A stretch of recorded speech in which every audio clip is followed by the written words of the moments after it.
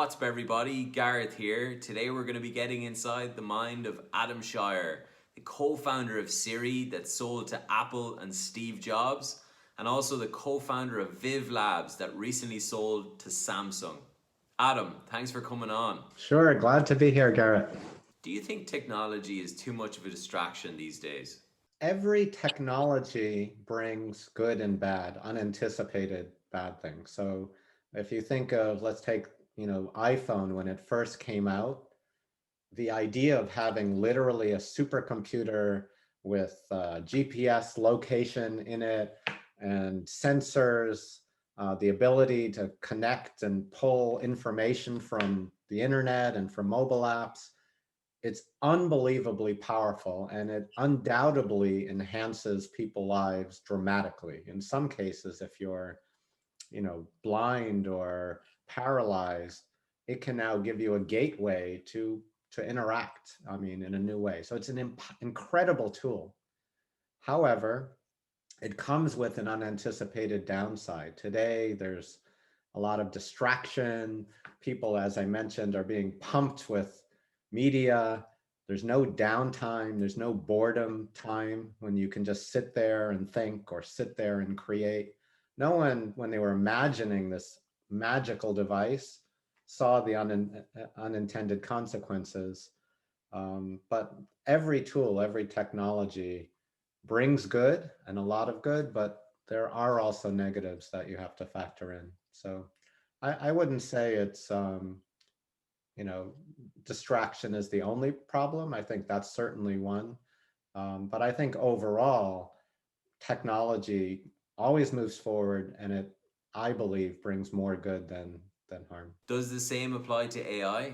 AI, now that's an interesting one. Yes, the same exact thing applies to AI in that AI has the capacity to really help solve some of the world's most biggest pressing problems. You can apply AI to growing food better. You can apply AI to education and teaching people better. Pretty much every field, every endeavor that we do, AI can be a tool to enhance and optimize our productivity and our efficiency in this space. So AI is one of the most powerful tools we can wield. I do think it has unintended consequences, like everything does. AI is no better than the data that we feed it. And many times there are ethical concerns about AI having biases. Well, actually, in my view, the AI reflects back our own society's biases back to us, meaning the data that we have fed to the AI can now reveal aspects of who we are that we might not like in certain cases. Um, so there are those ethical concerns. In terms of fear, many times people say, should we be afraid of AI? Is it too powerful a tool? There are tools that are too powerful. I would say nuclear weapons, for instance. Nuclear has the capacity to help solve many of our energy problems, but it brings with it too much power. To me, AI has the capacity to help. It is not yet at a point, and probably will not be in my lifetime, at a point where the things we're afraid of AI will come about. AI is still really, really stupid in many ways. It's a tool that can be narrowly applied to certain problems like driving a car or speaking back to you on your phone, but it's not intelligence in the way that humans are intelligent. And I think we're a long, long, long way before we achieve that level of intelligence where we would have to fear it. In your opinion, what measures can we put in place now that will ensure safety with AI? So I have a friend, Andrew Ng, who was a Stanford professor. He actually started Google Brain. He's an incredible AI researcher, and he started Coursera, an online education startup. so incredibly accomplished. He describes it like this. He says, someday we're going to create spaceships that will leave this planet and take us to Mars. And then on Mars, we'll figure out how to live there, and we'll start to, procreate and grow. And eventually, we're just going to consume the resources of Mars. Overpopulation will be a huge problem. There'll be too many people on Mars. So why aren't you worrying about the Mars overpopulation problem? And the answer is, well, it's not a problem yet. There's not a lot I can do yet. Like, we don't even have a way to, we've never sent a human to Mars. And in many ways, I feel, and he feels, the same way about AI. So yes, AI is a tool, it is useful today, but it is truly at a stage analogous to where we are in the Mars overpopulation problem. We are not at the point, we don't even have the spark of a good idea about how to really create an artificially generally intelligent system. And we can do certain things with data.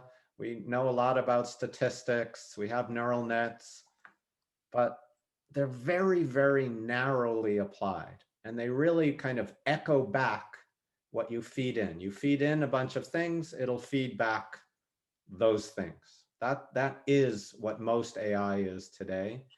And humans are incredibly adaptable. A 2-year-old can look at a situation, extract the core essence from one look at a situation, and then apply that core lesson to a very different but analogous experience.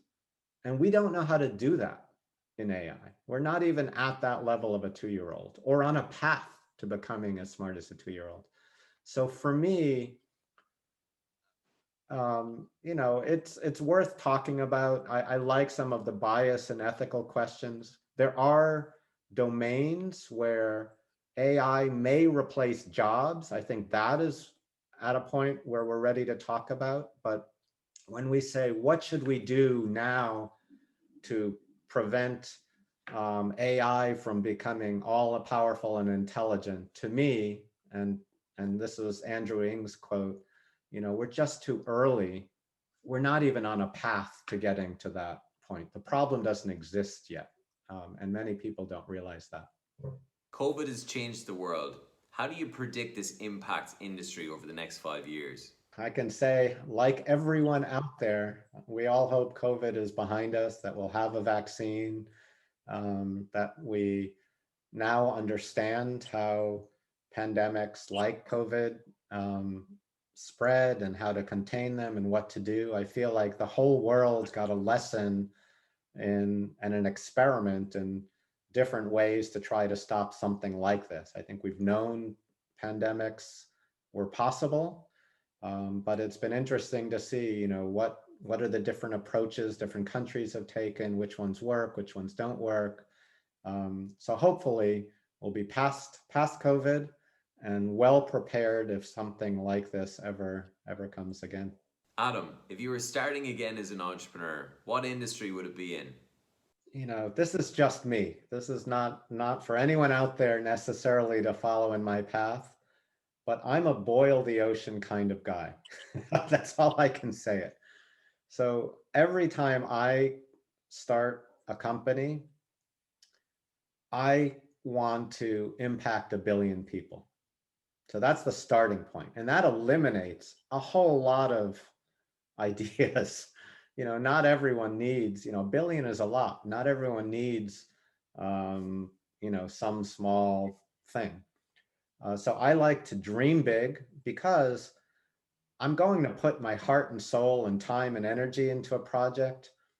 Might as well go for something that will really be important rather than not. So for instance, my Siri and my Viv dream are continuations along an idea that I've had since 1993.